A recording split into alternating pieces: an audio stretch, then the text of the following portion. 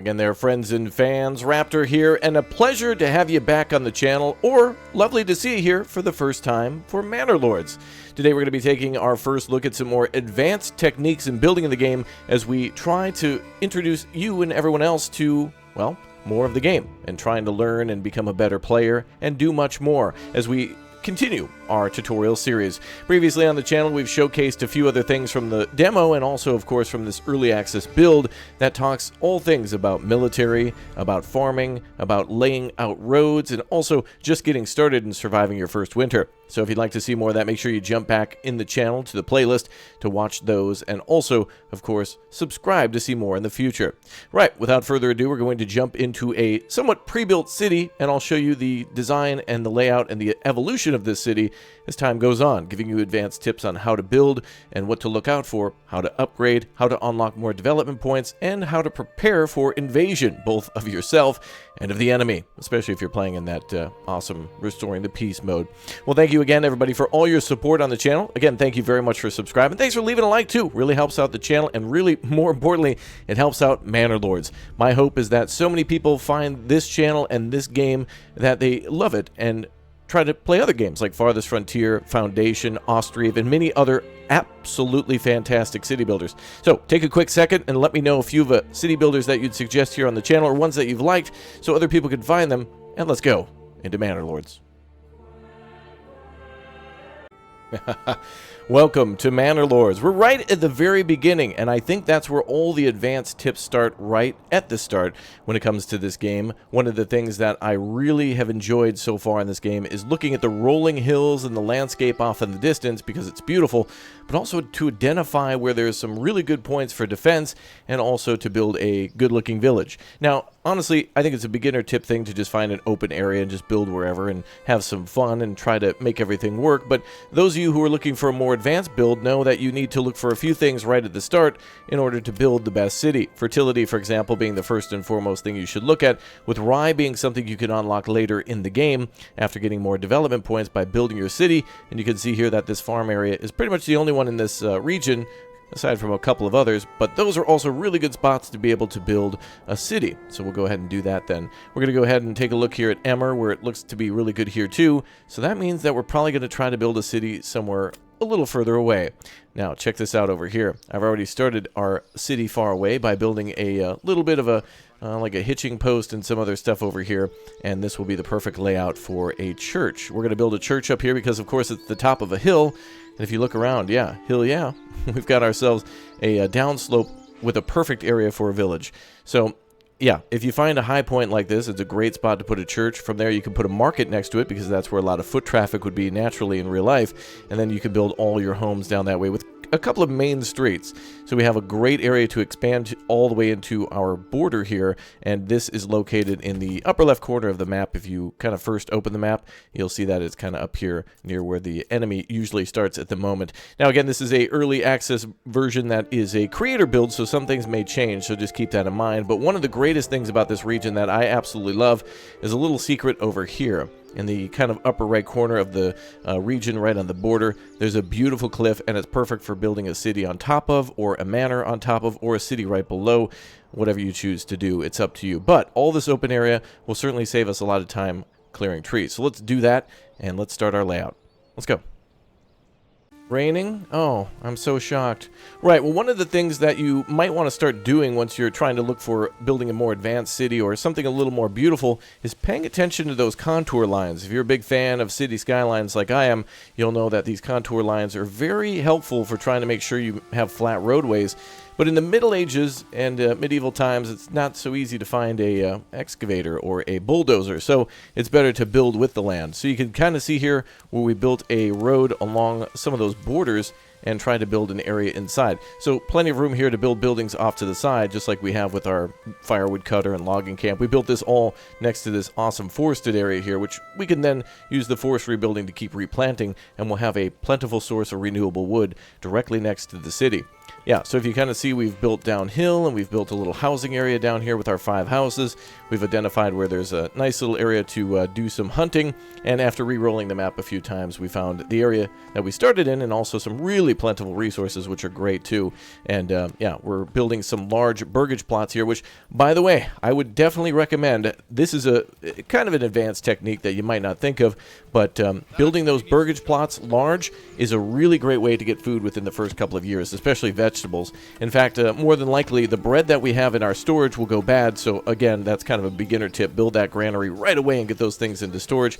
But in addition to hunting, and in addition to foraging for berries, then vegetables are probably the thing that you could do first, well, in terms of growing a crop, that will really turn things around. And these 2 plots here, building them quite large, as it says when you click on them, well, after they're built, there'll be a little button that says that the size of the plot actually affects how much the yield is.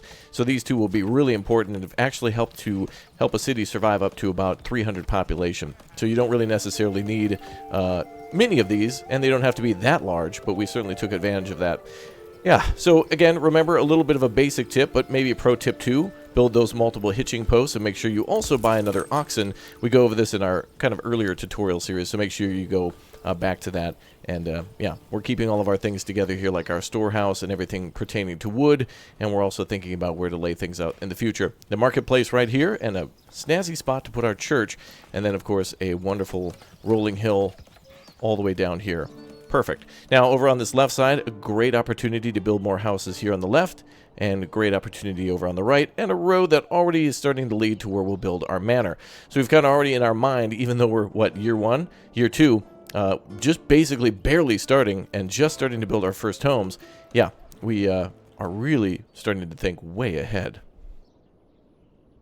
Is complete, and this is a really good thing to build early, because that'll help to increase our approval rating right away.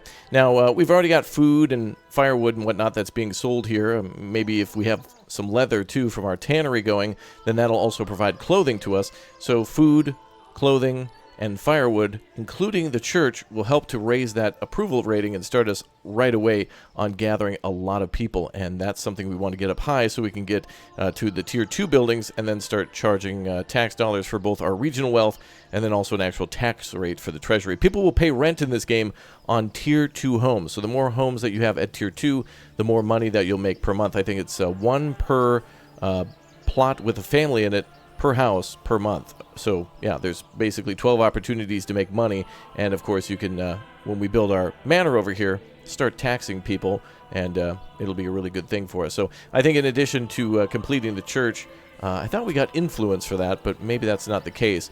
But just keep an eye on that. That could, of course, be something to change in the future. But look at how gorgeous that looks already. So yeah, big step forward. All the houses are complete, and that food is already cooking. So yeah, we've already taken a big step forward towards going to phase 2. It's going to be soon. As it's raining again, yeah, actually a pro tip, the rain will affect combat. If you start to fight in the rain anytime that is taking place, your archers will be less accurate and might actually have a reduced range, so make sure you keep an eye on those archers if you happen to equip them with bows when the time comes in the future. So just note that in the back of your mind for later. The village is starting to grow again. We've got more homes built over here, and one of the things that I like to do is try to alternate the way that they're facing. If you're trying to go for style and make things look a little bit more realistic, this could definitely be an advanced tip where you try to maybe rotate the direction of the homes every single time that you build them. And we've already built ourselves a tavern. We're not going to have enough ale to give anybody any sort of beer in the future for a while, but eventually that will increase our approval rating, because if we start to sell ale at the tavern, then of course everybody will be happy, and that'll give them an entertainment bonus in the town. And of course that's kind of in the, well, not necessarily near the church, because you know it's kind of a place of sinning a little bit, but more safer than drinking from the well water, that's for sure. And we'll be in a kind of a middle part of the town. We're going to have the uptown here, the downtown here, and then kind of like the farming area, so it's somewhat in the center. We've also built ourselves, or will build ourselves, another marketplace right over here, so that way we have markets kind of towards the top and also towards the bottom, kind of to serve both types of areas. So that's going to be important. So these stalls are automatic too. There's really nothing to note here except for you can also hover over these things to see who's getting what and if they've been supplied. And also, another important tip that I've noticed the tutorial doesn't mention but could be really important is to hold tab. If you hold tab like that, you can see how many people are employed in each job. You can see if a home is filled or not, or if it has an upgrade available, or if it's missing materials or has everything. Lots of data at a glance here. It can get a little cluttered when things go on. So, I mean, I usually just click on the homes individually so I can kind of see what needs need to be met and or what they're storing, and also to kind of see, well, just pretty much everything about it. Now, already, with this house being a tier 2, we can make one of the most powerful things in the game, the Bowyer's Workshop.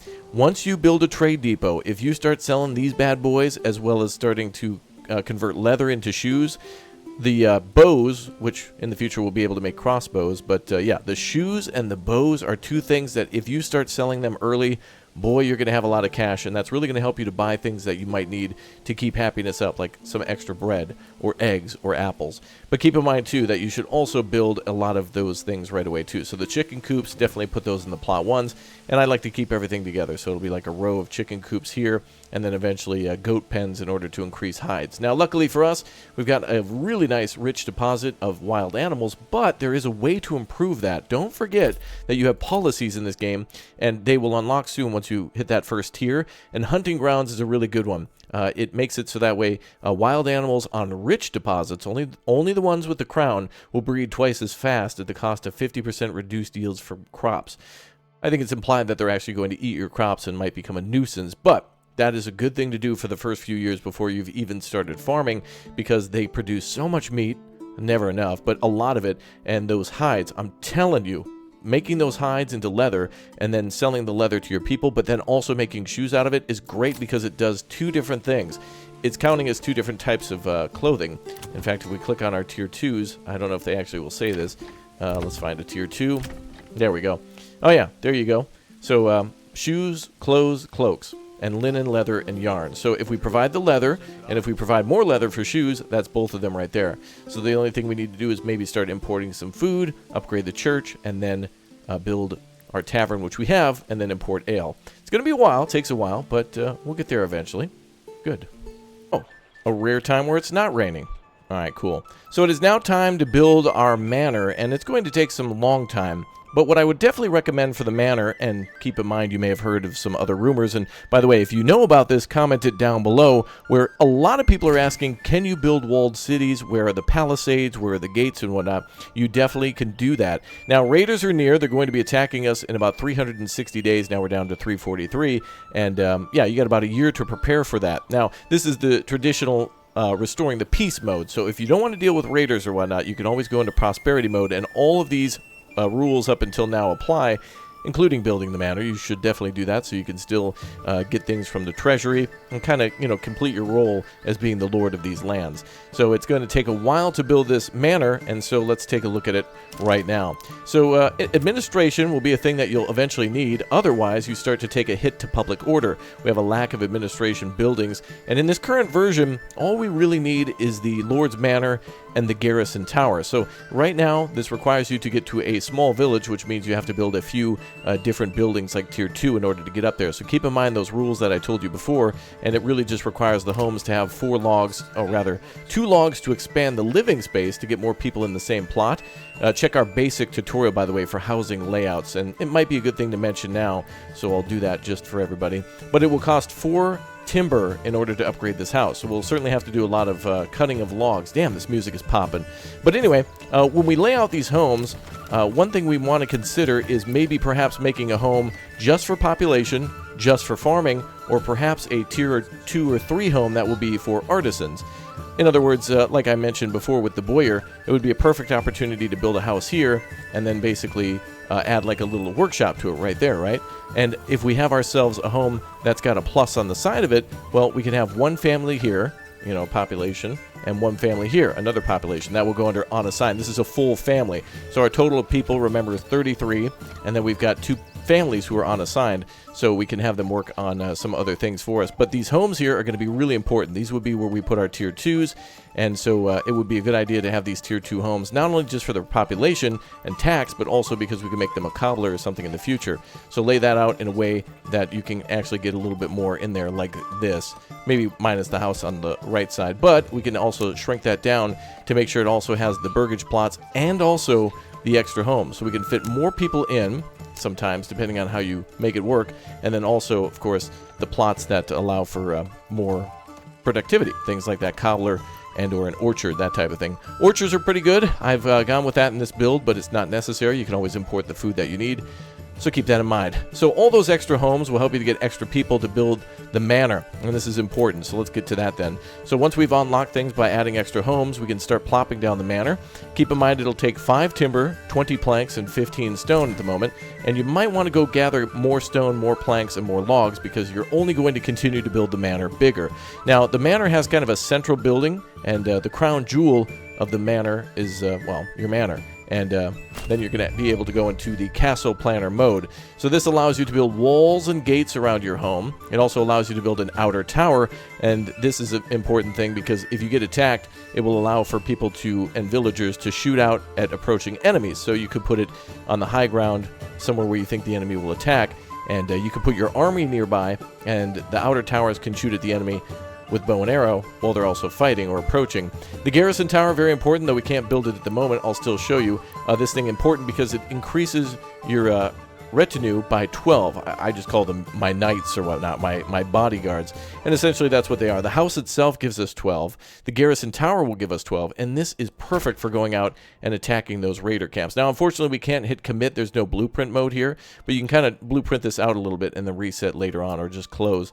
So you want to build your manor and your tower. At the moment, the tax office doesn't do anything. It's cosmetic only under rework. So just build it later. Save yourself some wood if you're trying to do things speedy. You can also build a road in there, so you can actually connect to this road here, and then you can go ahead and start building yourself a little fence or a gate this way. The gate will automatically go onto the road wherever you build it, so just kind of keep things in mind that you'll be able to make multiple roads and ways in there. So make a whole circle around this bad boy, and you are good to go. Once it is built, you have extra troops, and we'll take a look at that too. So we'll go ahead and cancel that for now. They will build the manor, though, because of course we have the resources for that, and then when that is done, it is a wise idea, very wise idea, to go look for camps that are completely unoccupied. Here we have a bunch of brigands around this tent, bandits essentially, and we can go and fight them. They're about a group of 18 or so, so I would definitely recommend making sure you've got as close to that as possible, maybe no less than maybe 16, and make sure they walk all the way there. We'll go into that in a little bit later, and we will cover more advanced military techniques in the future, so again, make sure you subscribe for that,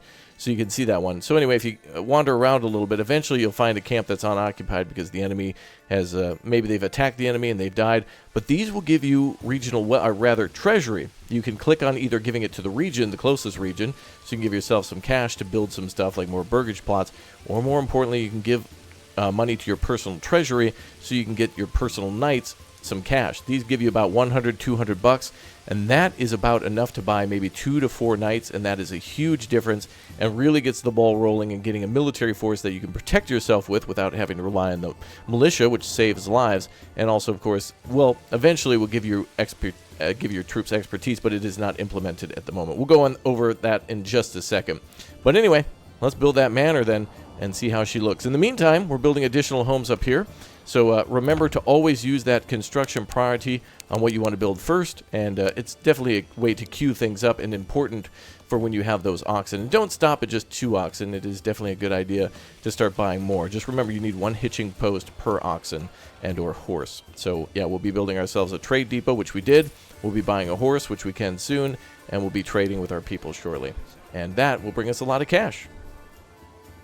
Well, there it is. It took a while to build because it takes a while to bring all those oxen out there, but I do like to build my manor away from the town because of, well, based on the landscape. It's just more a strategic move and really tactically important to be able to do that, especially since we're on the enemy's border. Here you can see the enemy's yellow territory, so we've kind of built it like as a kind of border patrol area where we have line of sight everywhere with our archers that could be in that tower or in the walls, and also, of course, from the garrison tower itself. At least that's how I'm playing it in my mind. I don't think it provides any sort of other line of sight for units that go into the trees, but still it's cool, and it'll allow us to look over the city as it continues to build. Now, there are ways, as I had mentioned before, to build your manor inside your city and then kind of fudge it so that way you can make a wall around your city, but keep in mind, once you wall off your city, you've kind of, well, protected only some of it, because it must continue just like factories in Factorio. The city must grow. There's really no stopping you, or really you don't want to stop continuing to grow your city. All right, we're going to go ahead and take a look now at the 177 days remaining before their attack. We're going to take a look at customizing troops now. So we've got ourselves the castle planner, which we can access anytime. Again, we can build that wall if we want to now, or we can build the other outer towers or the tax office, but we're not going to do that because we're going to focus on getting more plots built for our people, because we want these numbers up for our militia. Right now we've got 6 unassigned families, and in total we've got 62 people. And remember, the king will give us, so long as we have that option turned on from the beginning, we will have ourselves a bunch of supply here with shields and spears, so we can make a militia that will be able to equip that. But more importantly, and we'll ignore this here on the left side, we'll talk about that in just a little bit. We're going to go back to the army viewer, where we're at this building now, where we can get our little army ready to go. We can customize our retinue, and that's what we're going to do. So, customization. This is a huge, cool, awesome thing about this game. You can name your forces anything you want to. Hello world, whatever you want to. We'll go ahead and call this Tutorial Knights. Cool. And we can also hire up to 24 different people. It'll cost us 50 not regional wealth, but taxed income. So we must start taxing our people and or destroying those bandit camps. It will not convert from regional wealth, but the regional wealth can be used to try to get more people in the town and make them happier, which then can be converted into this other, like, think of it as gold. Like, think of one as silver and one as gold, and gold here is needed for hiring troops, and we can also give our troops additional armor too. There's also a way to hire people from the town, like your militia, and train them up, but it's not available in the early access version, so that'll be an option in the future. So we'll be able to recruit troops, we'll be able to buy armor for them, or we can make armor or import it and then equip that on them, which gives them a lot more defense. Now, there's a lot of customization you could do here, but that doesn't change any sort of value. That doesn't change their stats. And the same with the weapon they're equipped with. You, as far as I know, can't change their weapon other than its appearance too. So, like, for example, this will be a spear or a polearm, no matter what you select, and they'll still be pretty effective in combat. Now, I'd imagine that from my playthrough so far, each of these different soldiers is about maybe 2 times as powerful as your militia. So if you've got maybe a group of these guys, 10 of them, that makes up for about 20 militiamen, or maybe even more. They eventually will get expertise, and it will keep track in the future of how many people they've killed, so each of them will get an expertise level. Then they'll basically unlock 4 levels of expertise, which then you can pick a perk from, and so they can have things like more stamina, or perhaps better blocking power, something like that, and that'll make them even more customized and even more powerful that way. So yeah, feel free to give them any sort of color you want to, name them anything you want. Like, for example, our good friend, the maker of the game, Sir Greg. There he is. He's ready to do battle. So yeah, go ahead and change out the shields, change out the colors for them, whatever you'd like to do, and then you can kind of make them mix match or whatever you choose. Helmets are also customizable. Some of the troops have them, some of them don't, so you can kind of change out your shield, your weapon, and your body armor as well. But again, remember, this is cosmetic, and even when you upgrade the armor, then you have like 3 more choices too. So the only thing that matters here is, are they a basic troop or are they an armored troop, and how many of them are there? Those are pretty much the most important things. And your money's down here at the bottom too, so you won't have to close out in order to see it in the upper right corner. Cool. Try to kill us. So yeah, we need to worry about these brigands that are coming in. The timer is over, and the first major attack is incoming with 2 groups of infantry, and that's a little different than the first time they attacked me with 1. I've actually loaded this save from a previous save playthrough, and this save has somehow spawned 2 of these groups, so this will be bad. Before we were fighting against just 18 of them, but now it's going to be a group of almost 40, so that's bad. Oh, even more. Wait a minute. Never mind. These brigands are going to come and attack us, and these ones are hired by our neighbor, which is kind of a militia group. No, it's more of a well, actually, let's take a look at that now that I mentioned it. Okay, so we can also hire mercenaries in the game via the regional wealth. So keep that in mind that there's a lot of tactics here that will come into play later on in the game. And so you can't really start with these guys because it takes quite a bit of treasury, not regional wealth, treasury, the thing that you need to tax for and or find in those tents. But the cool thing is if you look where these troops spawn in the current version of the game, you might be able to spawn them right behind the enemy as they're spawning, and you might be able to mess with them a little bit and delay their troop movement. So this could be an advanced technique for later. Just keep in mind that you can hover over all these guys. You can see their statistics, which includes their attack power, their armor, their anti-armor attack ability, their ability to defend against missiles, aka arrows or bolts in the future from crossbows, also their ability to charge, and their discipline, which I believe is a resistance towards lower morale. We also have something for impaling and also mobility, and that I think is something that might affect fatigue and also perhaps their speed. So yeah, all these troops have it. It also tells you what they are. So light mercenaries for spearmen or regular infantry or archers. That's a great mix right there, the flock of crazy geese. So just keep that in mind there. So you can't really defend yourself with these troops, but eventually you can fight shoulder to shoulder with them, and then they'll be a part of your squad here. So yeah. At this point, we've already deployed our militia, but in order to get to this point, all we needed to do was click on this army button down here. We'd click on plus, and then we'd click on the spear militia, and then all the men in the town would go to rush and grab all the shields and the spears that the king has given us, and then they would fight to defend our area, and then we can command them. So it's almost as if we've drafted them in RimWorld. So one important thing is also the terrain in this game. I mentioned the weather before. If it rains, they have a heck of a time hitting us with the arrows and such. I'm going to actually have our troops come up here. And also the high ground kind of also matters too. They might, or at least the way I like to think of it is, of course, they're fighting an uphill battle, and we all know that's kind of a bad thing. So we're going to bring our troops over there. Now we've, by default, our knights, you know, the ones that come out of the garrison here, and our militia, the ones that come out of the town, will run to the position, and that's bad because the yellow bar here, under where it says morale, it says fatigue, that bar is going to deplete very quickly, and incredibly quickly if your personal knights have like a bunch of armor on. That's going to be very bad, and that will lower their combat effectiveness. So some things that will affect combat effectiveness will be essentially if they're on the high ground and if they're kind of just resting. There's also, of course, different positions here, and we're going to go into a military tutorial sometime in the future, but this is just going to be very light for now. All of those will give you a distinct advantage or disadvantage, so keep that in mind. Let's let the battle play out here, and we'll see how it goes. So pretty basically, we want our troops here to block as where the other troops will close the trap behind them. These 18 folks here will try to run into our initial spearmen, who will be nice and rested. Yeah, we're going to make sure we don't run. And they'll have a higher combat effectiveness as they're standing still and have a little bit of an advantage.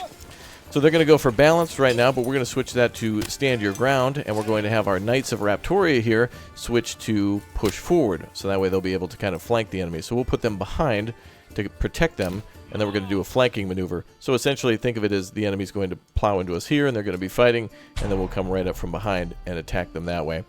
So let's go ahead and see what happens. In the meantime, while they're approaching, we got plenty of time to take a look at the town. Whoa, yeah, we've really expanded now. I was having fuel problems in the town, so we spent a development point on a charcoal burning, and that will give us a 2-to-1 ratio on firewood. Very important one. I think that's a really good one for if you're thinking about doing blacksmithing, which I think most people want to do that. And so a piece of firewood can be burned into 2 charcoal, and so that means it could heat a house and also heat like a charcoal kiln. Charcoal kiln can heat the clay pit or maybe a blacksmith, that kind of thing, but also work for regular housing too. We've also gone along with apples just to test it out for the first time, and we have enacted that policy for hunting grounds. Although I think it deselected there.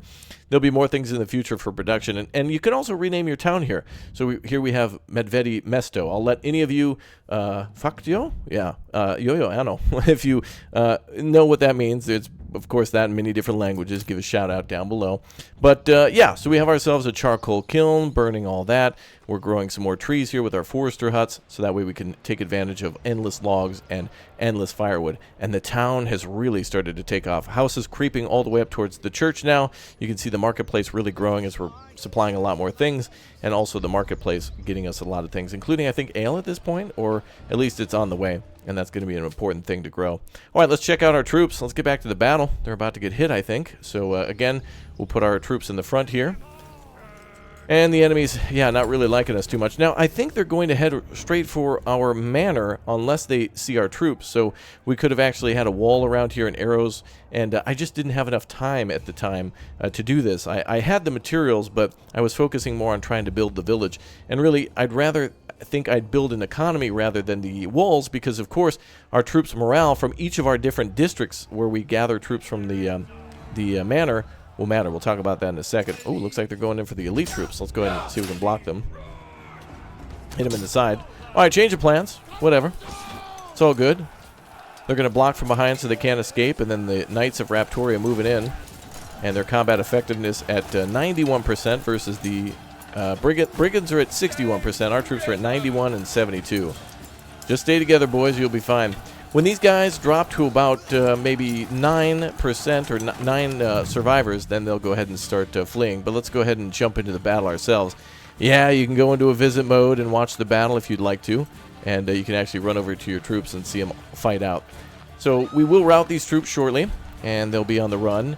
And any sort of death, we'll have to, bury them. So make sure you've got a corpse pit for all of the bandits, and you've got a cemetery for all your people if they happen to fall. I think in this case we'll be all right, but you never know. So it could be a little RNG.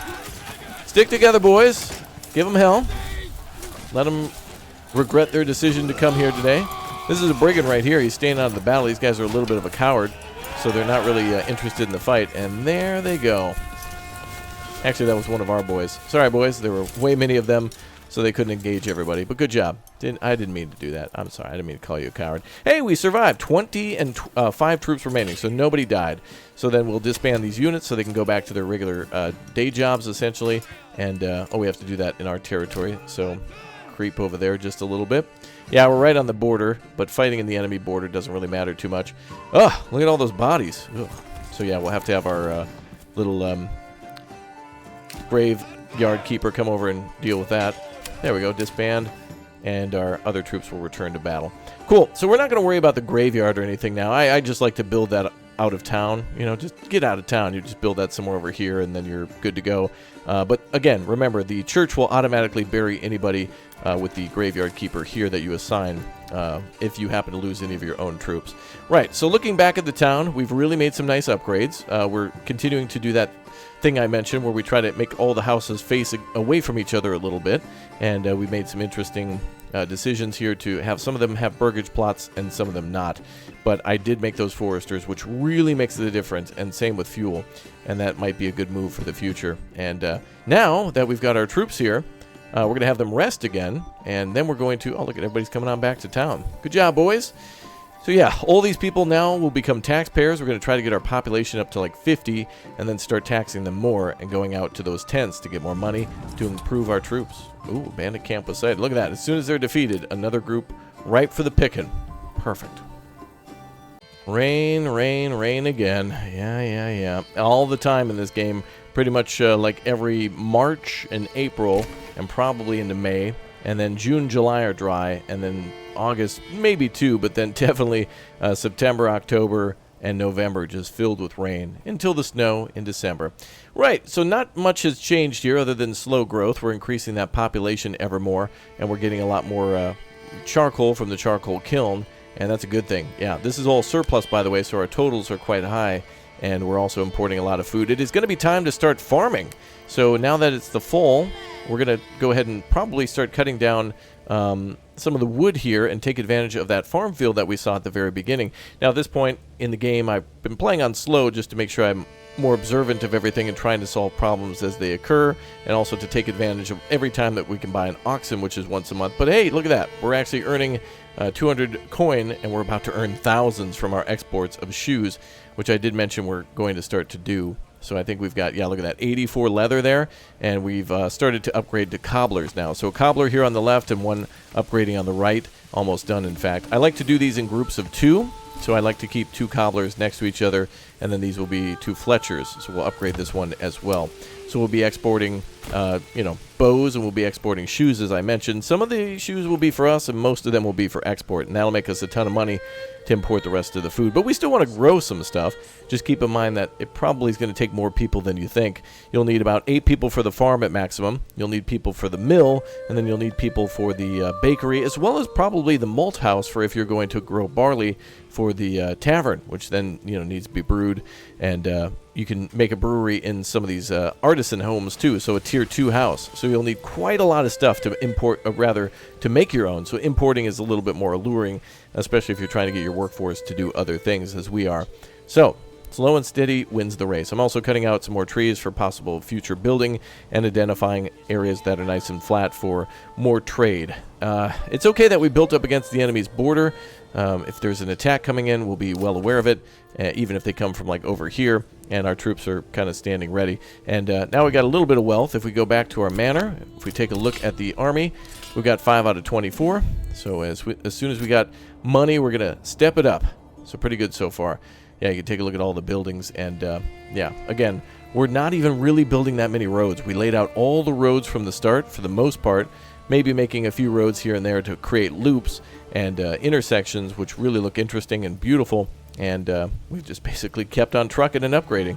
So now we're going to see the town more upgraded in terms of higher tier buildings, maybe a few more homes. And now let's start with the farming. By the way, the town in winter and a little more cinematic view at it, you can kind of really see the sheer beauty of this game. Just imagine fall colors or rain or a beautiful sunny day. Yeah, it really looks incredible. We're about ready to upgrade that church too. That'll get us some more advanced approval, and that's going to be important for getting enough labor faster in order to start farming. So we've already started to build our farm over here. Winter, a great time to build buildings, especially if you've got farmers, because you can take them off of farming and then have them start working construction. So we've already got our oxen starting to deliver things for our windmill, and I've started to build everything pretty much right next to each other. So we've got a farm here and here across the road from each other, and we've got a mill right next to it. We'll also be building a storehouse, so that way we can store some of the things like flour, and a granary too for anything that we need related to the farm. And there will also be a iron mine over here too, so building all that close by and connecting it will be important. The farm fields will be going here, and our farm here, and our mine there, so we'll kind of make a road connecting through, and that way they can get back up into the town, and then we can start smelting iron, which we're going to do over here. Now, we've already started with our clay furnace and our storehouse for clay roof tiles, and so we're mining clay. Hell, it may even already be done. It happens pretty quickly. Looks like they've just started on the mining pit, or at least building it, perhaps? No, they're mining, and this gets extracted very quickly. 161 will probably disappear in about a year. But remember about those techniques for using the deep mine, which you can read about by hovering over that one. And you can place that over rich deposits, which will be good for exporting extras in the future. So the clay furnace will be needed for the church and tier 3 buildings, so we have to have that before we build those.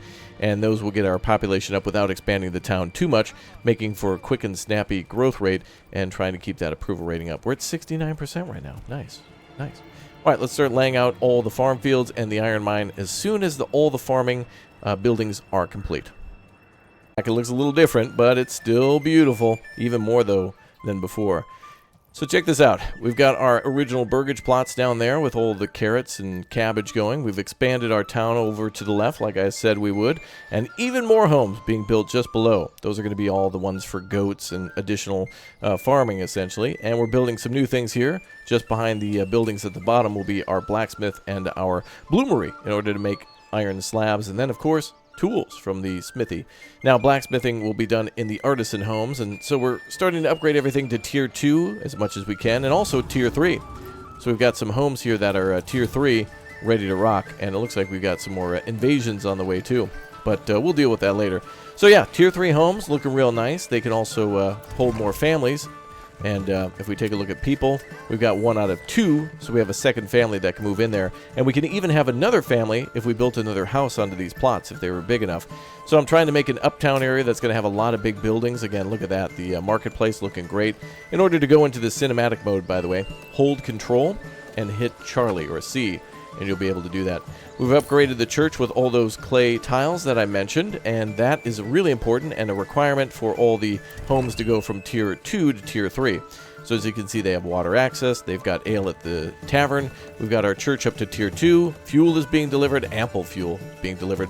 Food we're still kind of struggling with a little bit, but there's nowhere else we can upgrade our homes, so it's okay, but it'll certainly help our approval rating if we get a little bit more variety. And then also clothing, which is basically the leather and the shoes.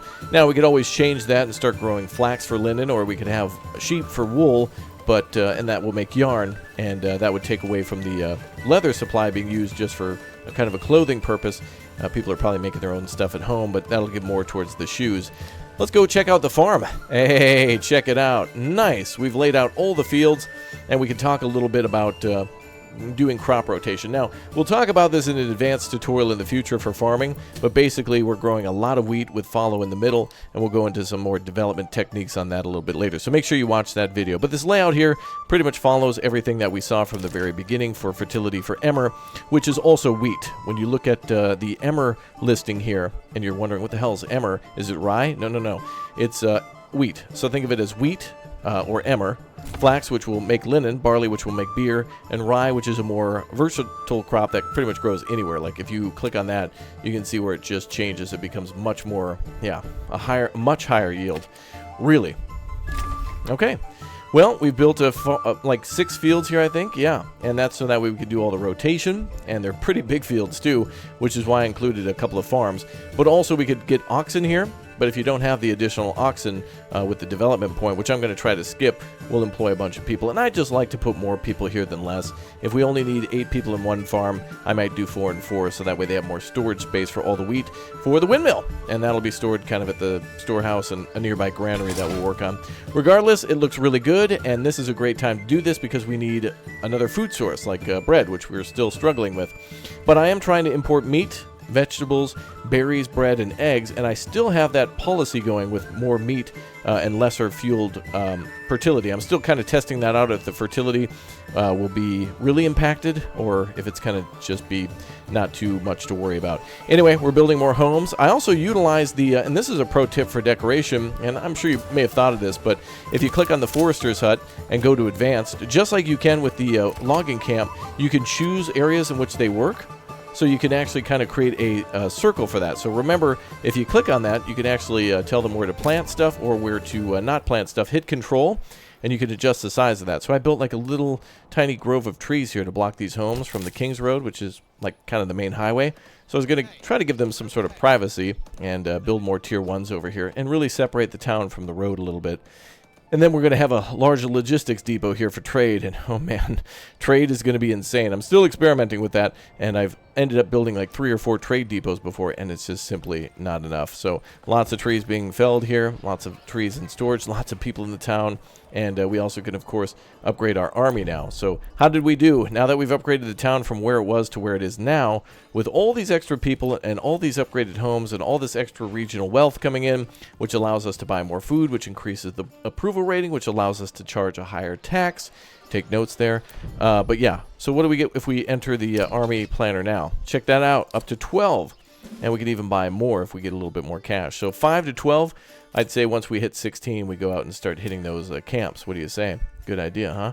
Yeah, so again, a beautiful game, just incredible. And this is just one town. So all the things that we've done so far could certainly be applied to another city when we build it. But luckily this town, if we build it up right, and I think your first town really should try to do everything that you possibly can. In other words, fully upgrade it, try to make as many resources here, and import stuff and then send it to other towns. That's going to be your flagship for your entire map expansion. Now remember, each time we capture a territory, we can get 12 more if we build our manor, 12 more if we build our garrison. So we really at least want to make a town that can probably support up to the maximum amount of troops, and their morale also matters, so you got to keep those towns happy.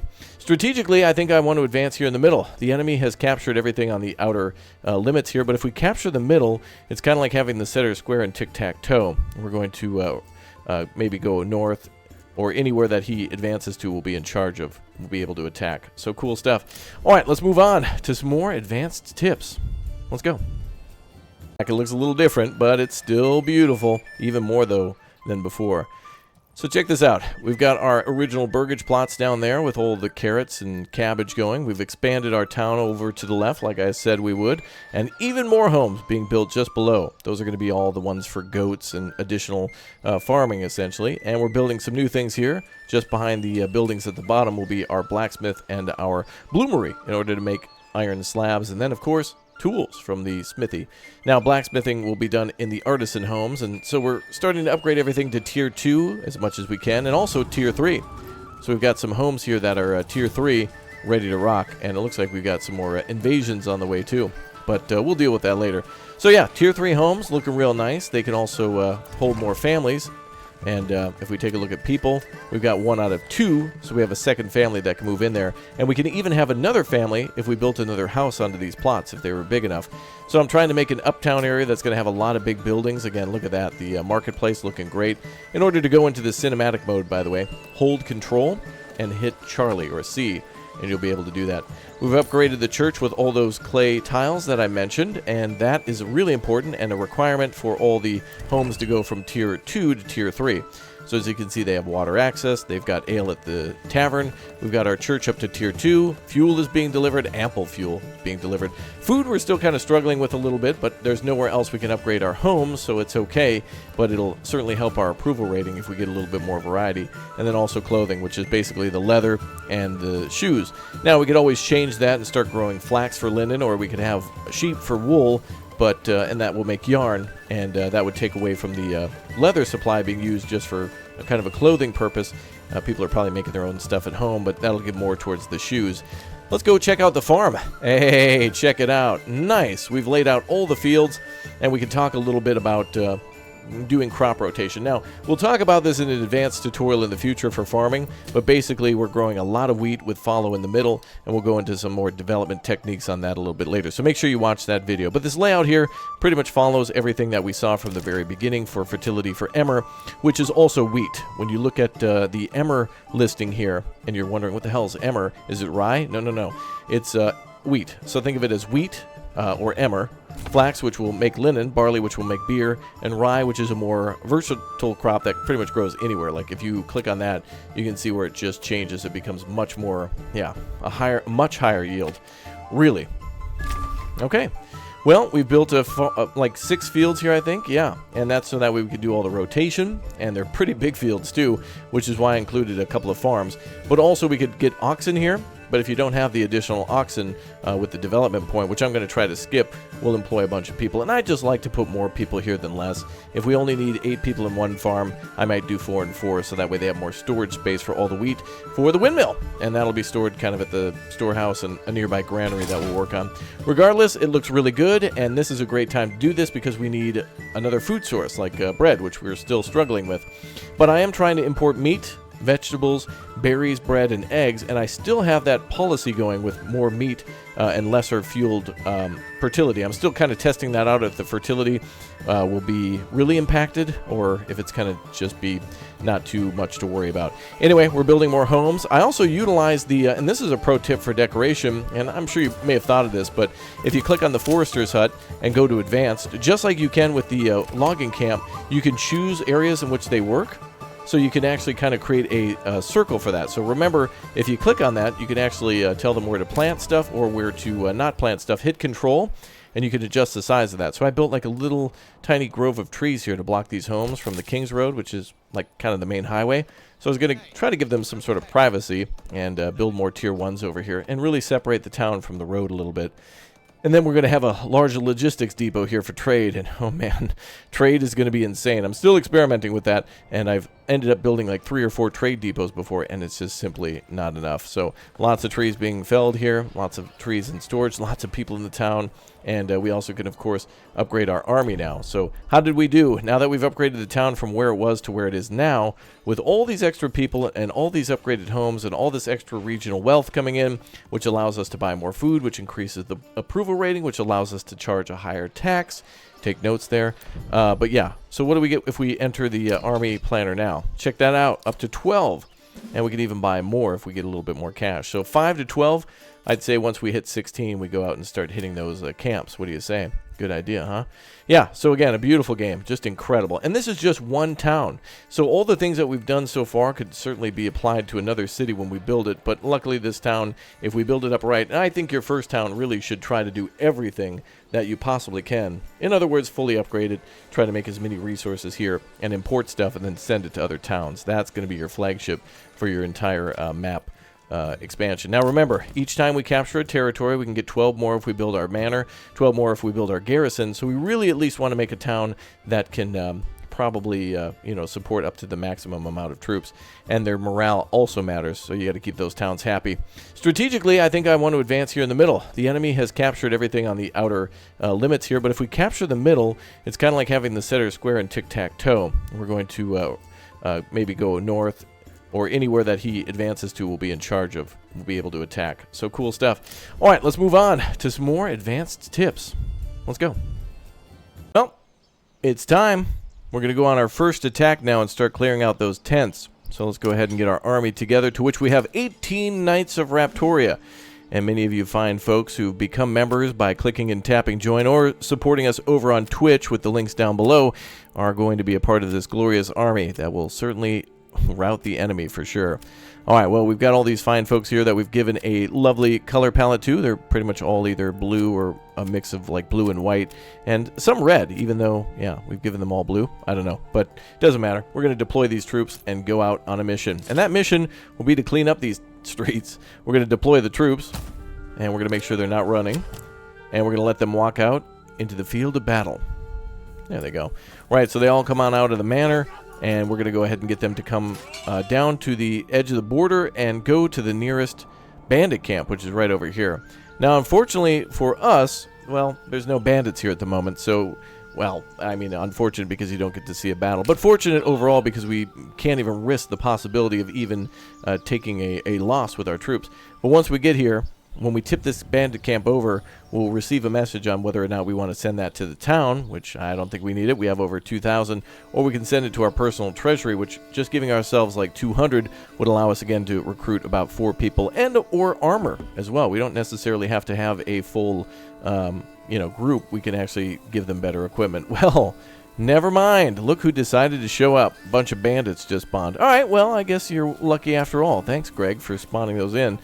Yeah, cool. The bandits kind of goof around with each other and spar a little bit and be on patrol.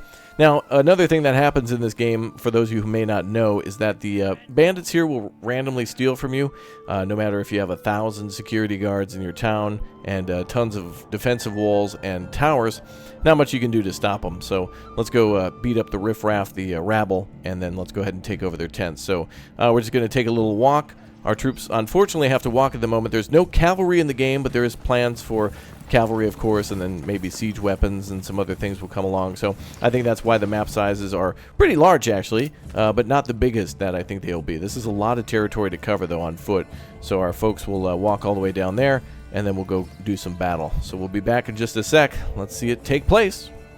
Alright, so we're continuing on at about ×4 speed now, and I was going to go through the woods to fight these guys, but as we approach, they'll basically see us and start to approach us, so we won't be able to fight them on our terms. We'll have to fight them on their terms if we continue the approach. So we're going to take the long way around and kind of keep an eye on that and see if they come out and try to attack us. And it looks like they're still there goofing around. We're going to try to fight them in an open field if we can, and going to just keep approaching slowly. We're not running. We're not doing anything crazy. We're just kind of, walking on over. And I think we actually finally are even with them. We got 18 of our fighters who can fight them. Now, I don't think there's any sort of debuff in the winter. I could be wrong about this, but I'm not too worried about anything other than rain with archers at the moment, and we've been able to sufficiently pretty much win all of our battles. Now, this is a great pro tip. The bandit camps and continuously clearing those is something that that just is such a game changer. And in fact, we've got 3 camps right here. So if we defeat all the enemies, or if they're empty, we'll probably walk out of here with somewhere near 600 gold, maybe more, maybe less. But then there's also some other camps around that we can, or that will pop up that we can go find. There's another one right there, for example. So yeah, by the time winter begins, it's September now. By the time we clear out all these bandits, Operation Cheek Clapper, a very famous middle-age operation, yeah, we'll be able to get ourselves a ton of money. All right, let's go ahead and crack some skulls, shall we? So our troops are approaching. We're going to go ahead and just hold the ground here, let them run into us, and see what we can do. So they're kind of being a little, I don't know, just dumb. They're approaching us. It's a bad idea. So if you can see these guys, they've got barely any helmets, a couple of them, barely any shields, a couple of them, and they've got some random weapons like clubs and maybe a couple of swords, but mostly just like a couple of axes, a couple of swords. Really unwise for them to approach us. Our troops have shields, all of them. We've got, except for the spearmen, but they have also got, not only range, but also armor for when the enemy comes into range. All right, here they come. They're going to spread out a little bit. I'm going to stand our ground just for a little bit. They're at 105, 106, 107%. We're at 120. And now they pushed into us, smashing us a little bit. But now we're going to go on the offensive and start pushing forward about now. All right, so we're going to cut through them. Our effectiveness drops a little bit from their advance on us, but don't you worry. We're going to take a little bit of damage emotionally, I think, but that's about it. Yeah, so our effectiveness there is pretty important, but theirs will start to drop pretty soon. They've already taken a couple losses there. Yeah, 15, and that'll continue to hurt their effectiveness. Yeah, look at that, down to 12. Yep. Yeah, they're not doing so well, are they? Wow. Just cleared out. When they drop to about less than 9, they're out of here, and there they go.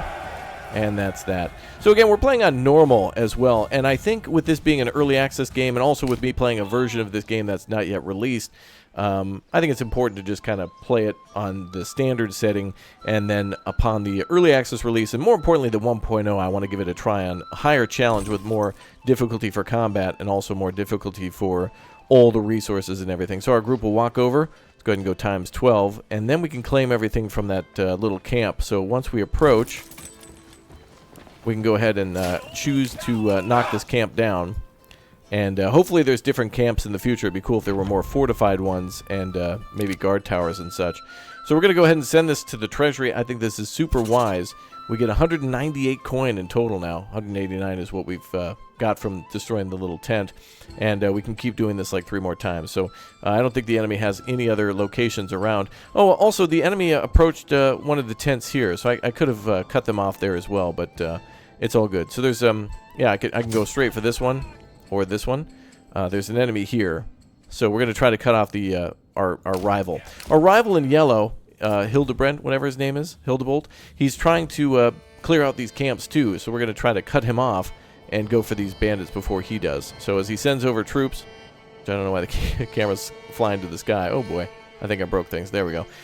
Yeah, so as the enemies are approaching the bandits, we're going to do our own thing and keep getting those tents. It'll be cool. So we'll have lots of money and a big army. Don't worry.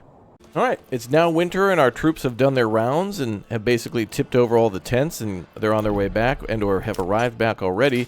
And, yeah, they're already in our territory. We've already maxed out all of our troops, so now we can start buying armor for them.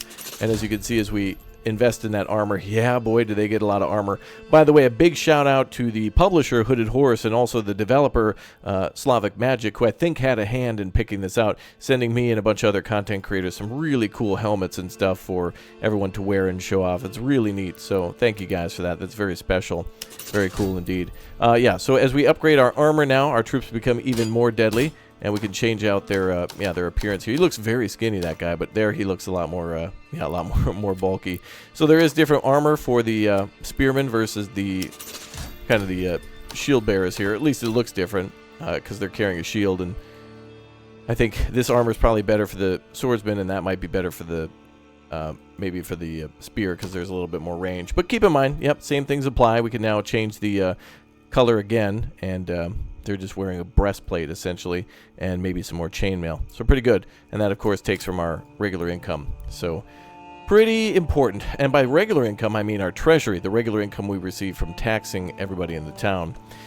So we still are lacking some people to fire up this farm, but we can always manage our jobs a little bit differently. And I've replanted this forest here. We've hooked up our iron mine, and we can go ahead and shrink some jobs and change some things around so we can start farming and try to make bread and continue to import. We're also building some things, by the way, for imports over here, a lot of trade depots. And as you can see, I've already got like $4,500. What's interesting about the trade is that the horses, as you may have noticed, are going to total in 2 per building, and I'm already building mini buildings. So we've got 2 trade depots under construction here, or that are completed, 2 trade depots or posts that are under construction here, and then we've got one up at the top of the hill. And this is just going to help us for mass trading. What I'm trying to do, what I'm desperately trying to do, is actually lose money. Every time I try to lose money, I'm gaining money. I keep trying to just buy more meat, more vegetables, more berries, more bread, egg, apple, and then eventually I'm going to get my own honey. But I'm just trying to fill out our entire food supply. Like, I'm trying to get this as close to 100% as I can, and then also tax our people, to which our tax rate, I think, is at about, it was at about 12%. Not 12%, but close to whatever it was to take away 12%, I think. Right now it's at 0. Let me try 7. 4? Maybe it was at 12% then. 8? 7. Okay. So I'd even say turn that up to like 13. Or 19. That's what I'm trying to do, though, is get them to about -8, which I can make up for with the entertainment from the tavern and a few other things. So just keep in mind that you have the church, the tavern, food, fuel, and clothing at your disposal, and those things will keep everybody happy. And those varieties of those things are really going to help push everybody forward, and it's a really good thing. Look at this. The town is amazing looking, even in the winter, with all the buildings looking white like that. It's really nice. Titanium white. Beat the devil out of it, right? But anyway, check that out. They really look nice. And we're going to continue to upgrade a lot of these homes, so the upper city will look a lot more built up, and the lower city will be a little bit more for farming. But we have ourselves something with form and function, and I think that's going to be rather challenging in this game. Is to build something that looks good and also makes a lot of money. Now, I still haven't even finished my manor, but at this point in the game, we don't need walls, we just need walls of troops. But I certainly want to build that as well. And now that we've got some free people in the winter, we could certainly do that. And that's a great time to build defenses and the manor when nobody's working at the farms, and perhaps they're not even foraging or even working at your hunting post, maybe. But yeah, good stuff.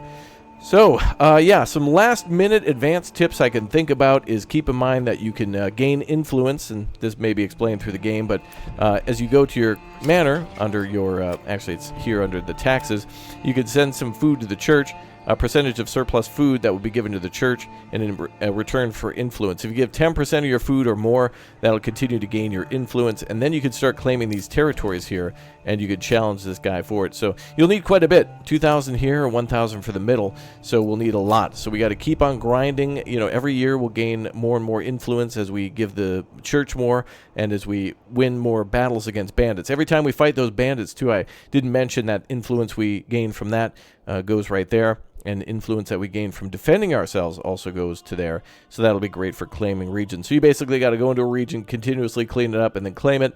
And it's going to be some good times. So yeah, very good stuff. Now, under the development tree, some of these are kind of OP and I think might be patched out at the time for release. So I didn't want to mention them too much. But again, for those of you who want to share some tips down below, there's absolutely some things that I definitely missed, that I know I missed. There's some things definitely that I might not know, and definitely some things that we may have just found out about that nobody knew. So definitely share all that stuff down below, and good times, right? Now, one last word of advice for all of you is basically that, well, you want to diversify your industries, especially in your first town. So once you get all of your buildings up to like tier 2 and also of course tier 3, make sure you go ahead and start specializing them into some of the more bigger either businesses for making money like the weapons, or making things to save money, like for example the blacksmith or the brewery. The blacksmith will make weapons, the armorer will make armor for your troops, and of course the brewery will make beer. Everything else is kind of you know, self-explanatory, but also helps. But it really costs those development points. And I think your first town, honestly, should specialize in deep mining and iron and have some pretty good fertility. Here we didn't get the best fertility, but it's good enough, and I think that's a pretty good start for our first year. So coming from all the way to an empty hill with kind of a little bit of opening to a rather large city that's even getting bigger, with room to expand here to the right, more room to expand here to the left, and of course some blank spots here and there. Yeah, this population went from like 5 or however many people it was, 10 or 15, all the way to 204. And we've got vacancies we've got about, what, 60-something people, families living in the town. We've got vacancies for about 80-plus families. So we can almost double our population. So the door's wide open to get to almost like 400 population, almost 500 if we upgrade things enough. And that's going to make our tax rating go up because, of course, we'll make more money from more people. So pro moves there. Keep buying your mules. Keep in mind that for your mules that you'll need to... yeah, that's kind of a pro thing, too, that I really don't like at the moment, but hopefully it'll change in the future. This is a perfect time then to build our pack station for our next town and then start to send them goods. So certainly a good idea to start planning ahead. So after a few times of playing, you're going to be kind of a little bit more used to playing ahead. And my first advanced tip is just play the game, make mistakes, and then come on back to tips like this and many other places that you've read, heard, or seen them, and then start to implement that into your own builds. There's really no right, there's really no wrong. There's just some things that work better than others, and the things that work better just kind of take less time. But this is certainly a game that's going to take a lot of time because you got to build that in so many different regions and defend your claim. All right, good times. Tips I could come up with to help people beyond the beginner tips for those of you coming back after that video to build your first cities will certainly find this video helpful. In the future, we'll talk about surviving your first winter if you're new around here, more on military tips, and then farming tutorial, as well as a tutorial on essentially 25 things I wish I knew, which will be a combination of everything from everything I mentioned before about surviving and fighting and basically laying out your city. All fun and very important. A great game, I must say. Manor Lords out on April 26, 2024. It's been a long wait for everybody, including me, and I can't wait for it to be over for all of you. So speaking of it over, that's it for now. Thank you very much, everybody, for subscribing, leaving a like, and I hope to see you all next time. Again, leave your advanced tips down below and let me know what you know. Help me and everyone else out. Let's make a good time for Manor Lords, and I'll see you when I see you. Goodbye.